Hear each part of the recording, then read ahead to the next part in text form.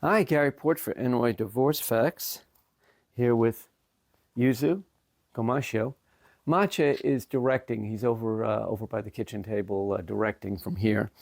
He managed to get into the nut tin, and he's happily eating a peanut. Hazuki is still nesting. Ah, you have joined us now that you have finished your peanut. Okay, today I'm going to talk about. Oh, you want another one? Glutton. All right, there you go. Today we're going to talk about, which is that marriage can actually be better for you than living with someone and not being married because of the rules and the laws that give you greater protection. I often get a call from someone who will tell me that their ex took their child and left. My first question is, were you married? Very important question. Any child born during the marriage is a child of the marriage. You don't need to do anything else. If you're not on the birth certificate, that's fine. The law says a child born during the marriage is a child of the marriage.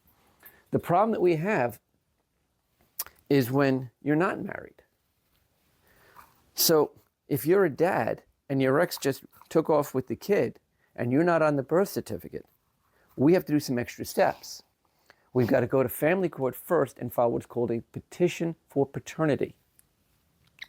And until that petition is filed, you have no rights. If you're on the birth certificate and your ex takes off with the kid, we can immediately run to court and file for custody. We can even file something called a writ of habeas corpus, where the person has to be brought into court with the child. And if they're not brought into court, if they refuse to come into court, they can be arrested and brought into court. I've had parents come in handcuffs because they refused to produce the child. But if you're not married and you're not on the birth certificate, I can't do that. I first have to get an acknowledgement of paternity. So this emergency procedure of immediately running to court and getting rid of habeas corpus can't be done. I've got to file a petition for paternity, then I've got to wait for a court date, then I've got to go into the court and argue that my client is in fact the dad. Now, if mom admits it, that solves problems. But if mom says, oh no, then we have to have a DNA test. And now more time passes.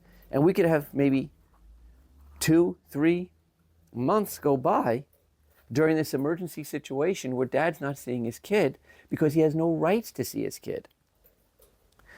And again, if you were married or on the birth certificate, I could run into court immediately and I could probably, within a week or two, get a visitation schedule set up and maybe even get the child returned to the house. Happens really fast when you are on the birth certificate or married to the mother. If you're not married to the mother, you're not on the birth certificate, this process could take weeks, if not months, before you get to see your kid again.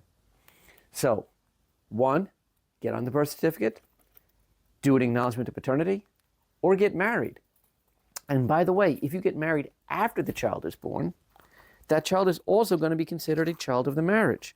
Once again, you've got those rights. Matcha, stop messing with Gomashio. So, if you have any questions, give us a call at Port and Sava, 516-352-2999. Remember, at Port and Sava, we help you get on with the rest of your life.